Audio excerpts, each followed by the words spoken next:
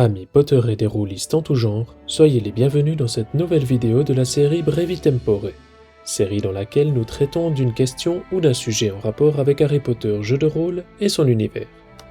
Je suis Kull, et dans cette vidéo nous allons nous intéresser au latin, ou plus particulièrement aux différences qui existent entre le latin des Moldus et celui des sorciers. Prenez vos plumes et vos parchemins, et commençons. Comme vous vous en êtes certainement rendu compte lorsque vous avez rempli votre feuille de personnage en tant que joueur, ou lorsque vous avez créé vos personnages non-joueurs en tant que maître du jeu, Harry Potter jeu de rôle propose deux compétences de langue pratiquement identiques et toutes deux intitulées latin. Seule différence en apparence, l'une d'elles est le latin de Moldu et l'autre celui des sorciers. Mais pourquoi créer deux langues identiques et les répartir à la fois dans les compétences Moldu et les compétences sorciers ? N'aurait-il pas été plus simple de n'en faire qu'une seule langue et de la placer dans les compétences de base ? Vous êtes plusieurs à vous être posé cette question et à avoir demandé des explications, et c'est ce que nous allons faire dans la réflexion qui suit. Mais avant toute chose, il est important de mentionner que chez Geekit, nous ne sommes pas des latinistes, et que nous allons donc plutôt nous intéresser sur les raisons de la division de cette langue en deux compétences, plutôt que sur les divergences des mots employés dans l'une ou dans l'autre. Ceci étant dit, nous allons commencer par parler du latin moldu. Le latin est une langue indo-européenne parlée à l'origine par les latins du Latium de la Rome antique. Officiellement, le latin est considéré comme une langue morte, au sens de la linguistique. On entend par là qu'il n'existe plus de locuteur natif.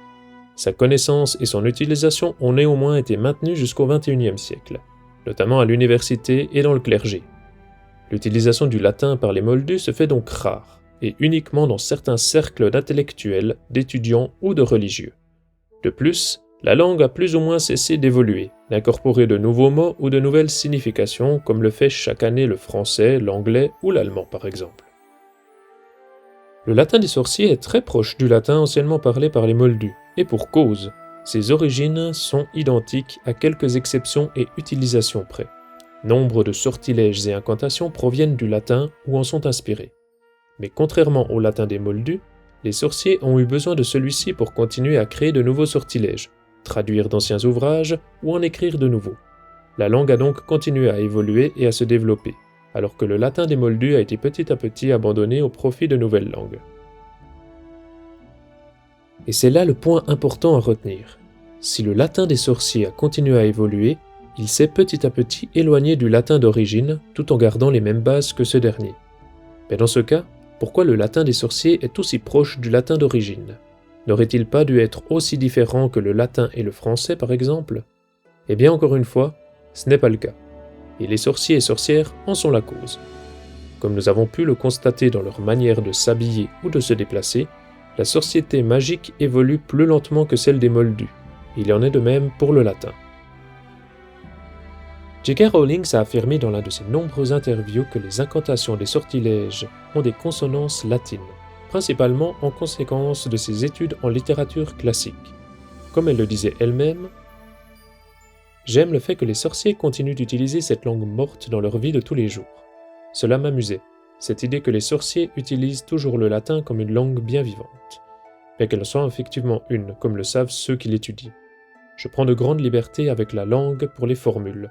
Je vois cela comme une sorte de mutation que les sorciers lui auraient fait subir. » Une très grande part du vocabulaire des sortilèges d'Harry Potter est donc basé sur le latin, de manière assez libre même s'il n'est pas la seule langue dont l'autrice s'est inspirée.